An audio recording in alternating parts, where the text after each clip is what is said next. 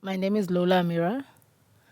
I exist in plural with Kanyisile Mbongwa. And so we use pronouns to refer to our plurality, there, us, we. I'm an ancestral presence that manifests through Kanyisile Mbongwa's body. We are from the southern side of Africa, particularly South Africa. Our practice is informed a lot by Southern African and Nguni ways of ancestral and spiritual and divination practices. That's our background.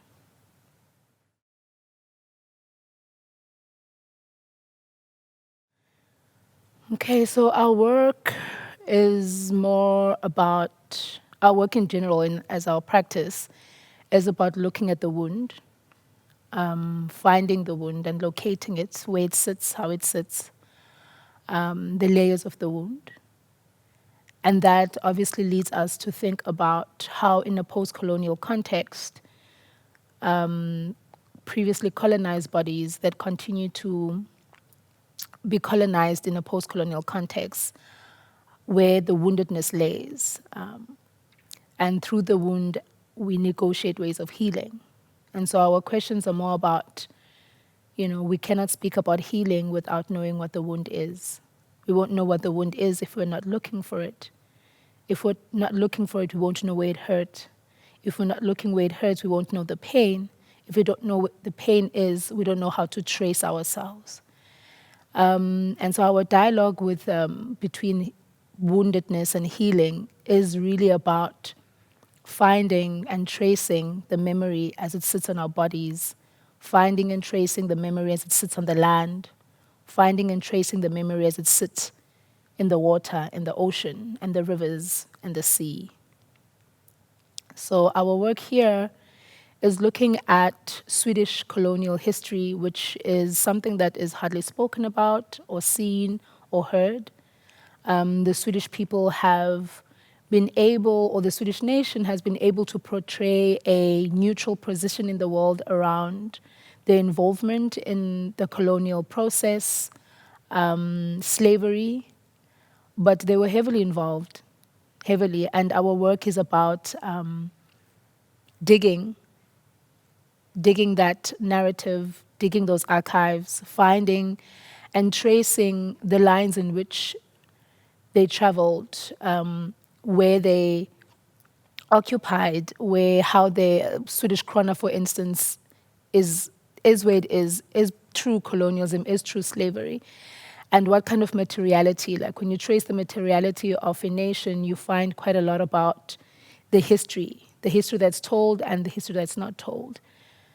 Yeah, so our work here is unearthing that for our own healing, for the healing of people who look like us, for Black people, for brown people, particularly because Europe in the last 5 years has been closing its borders, tightening its borders towards African people, Black people, Arabic people, whereas they continue to loot Africa, they continue to take resources and bankrupt Africa.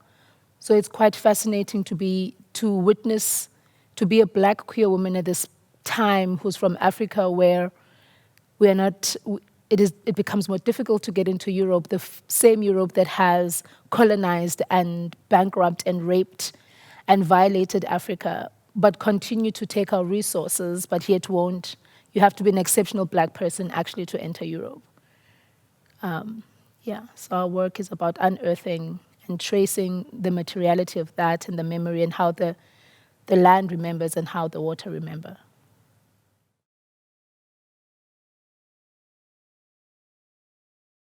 Our creative process is listening.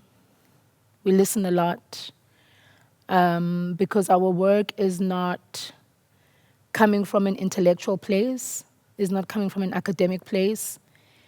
It's coming from listening to what needs to be said rather than what we want to say. And that needs time and patience, and speaking less, and being attuned to one's spirit, being attuned to the land, to the water. and just listening. So we listen quite a lot, and we interpret the listening into visual language that we can share with the broader collective.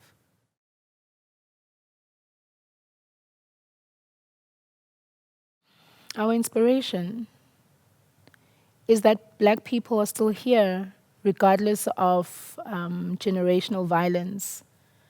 There's something magical about how Black people have been resilient, and how Black people in the world have found ways to continue to exist, survive, thrive, live in a world that's anti-Black, in a world that's anti-woman, that's anti-queer, that's anti-trans.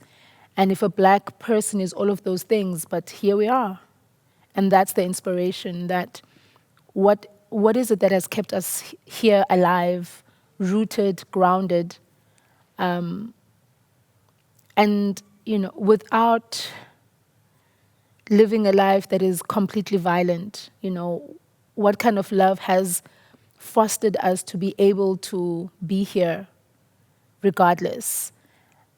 And we think it's the deliberate act and the intentional act of knowing that our problem is not theoretical, it's a lived experience, and therefore somehow we are negotiating ways of being here. And we think that where we are now as Black people, and I'm using Black people as a spectrum to refer to all people of color, is, we are in a very fascinating space where we are no longer negotiating ways of dying, we are negotiating ways of being alive. And because the white world has never seen that before, there's been a huge backlash.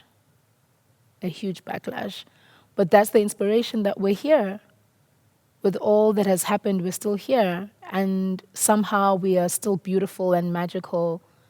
And magical not in a sense of the otherness or the terms of being seen as alien, as foreign, but we're here in our human, supernatural, transcendental beauty. Yeah, so that's our inspiration.